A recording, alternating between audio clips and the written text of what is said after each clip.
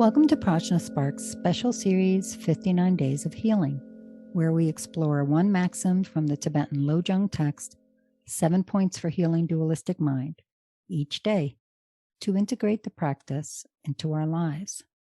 Today is day 39, and we begin point 7, which is about tips. Maxim 39 reads, "One thing makes everything sacred." As this is the first maxim of point 7, before we start on the maxim, I'd like to reflect back briefly on point 6, healing promises. As we saw throughout our discussion of the maxims in point 6, these healing promises are ways to make a commitment to ourselves that operate on the level of our intentionality. So the common thread that runs through all of the healing promises is an encouragement to start with an action, such as speaking of others' failings or doing things out of expectations of success and so forth, and work backwards so we can heal the intentions that are a bit awry and lead to those actions. What that does is it heals the habit of operating out of the intention, and so transforms our behavior to naturally align with the promises that we make for ourselves. Point 7 begins with the one thing that makes everything sacred, which is also an intention. Not only to make things sacred, which is a lovely, though very general intention, but a very specific intention that allows bringing sacred energy, that sense of unity with our true nature, embodying our true nature, which is what making everything sacred means in this context. So what is that one intention that makes everything sacred? It's the intention to benefit others, suffusing all of our actions with whatever we have to give at that moment. Sometimes all we have to give is the wish that we could do more. Sometimes what we have to give is the Tonglen practice, open-handed welcome, that allows us to bring that deep wish to do as much as possible for others. Other times we can be much more active. We can give food or help or money, a kind word, a shoulder to cry on, any number of other things. This intention is one that makes everything sacred because it is in perfect alignment with our true nature, the nature of a wise, loving, caring, open-hearted mind, ready to do what it can to the best of its ability at any moment for any being.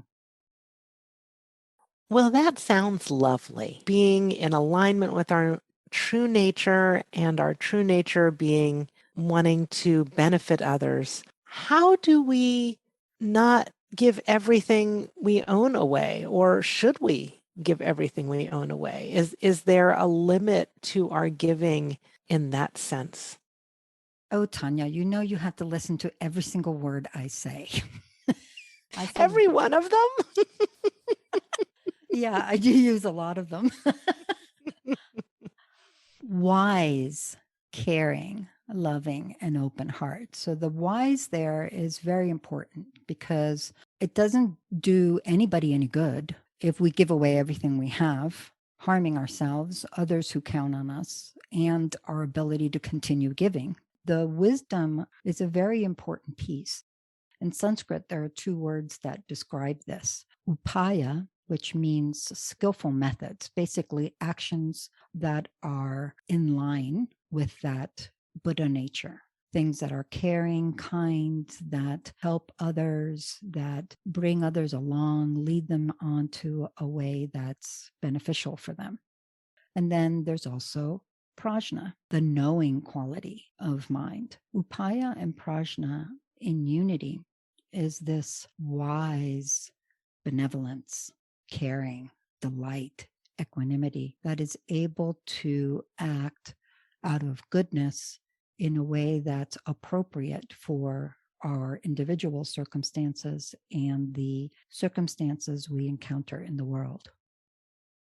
I always love that pairing of wisdom and skillful means. I've heard that before as those two pieces being important and being related to each other. I appreciate that because I think it's true. If we are acting without that wisdom, we can either go overboard with our actions or we can just not do anything at all. And so that wisdom guiding us, and then the skillful methods saying not just the wisdom, but really letting that wisdom inform what we do and going ahead and taking action where it's appropriate.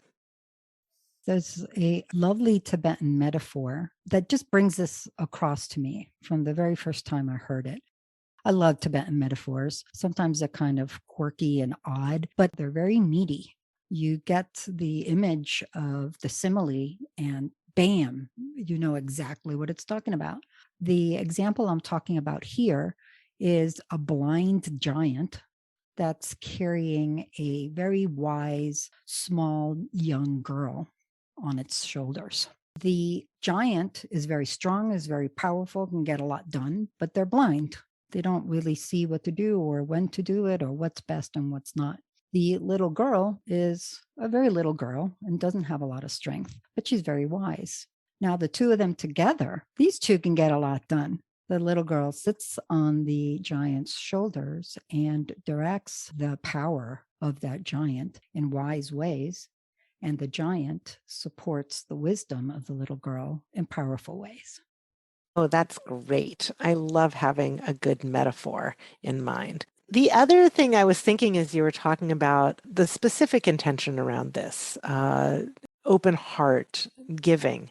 I was thinking about the little drummer boy story. I love that cartoon from our youth where the wise men are going to bring gifts to the baby Jesus, and the little drummer boy is there and he's like, I don't have anything to give. I don't have any gifts, but I'm going to play you a song on my drums. And I always love that because you know me, often what I have to offer is a song. And I like the idea that we don't have to always be giving material things, that giving has a lot of other levels to that.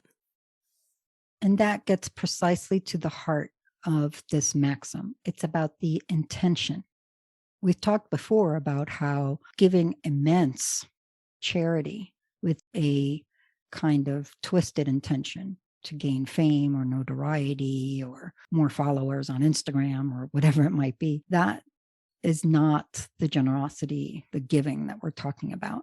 This maxim is saying that what makes it sacred is not the giving, it's not the help, it's not what you're offering, it's the wisdom that infuses the intention behind the act. So what makes it sacred is that intention. That's not to say that we never do anything, because that could be confused for an instruction that as long as you think good things, then that's enough. Intention in Buddhism is a very particular thing. It's a mindset, an attitude so powerful that there is no stopping it from acting.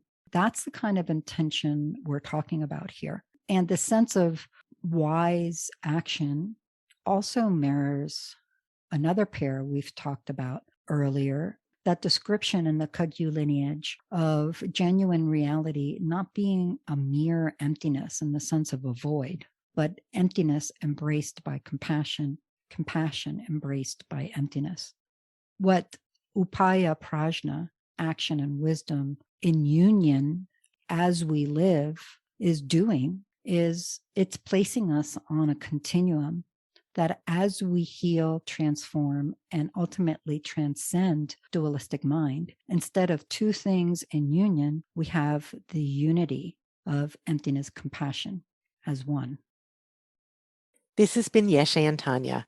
on day 39 of PRAJNA SPARKS special series, 59 Days of Healing. Tune in daily for more maxims from the Tibetan Lojong text, 7 Points for Healing Dualistic Mind. Check the episode notes for more resources, follow us on Twitter, Instagram, and Facebook at PRAJNA SPARKS, and email us, sparks@prajnafire.com, with any questions. May all beings benefit.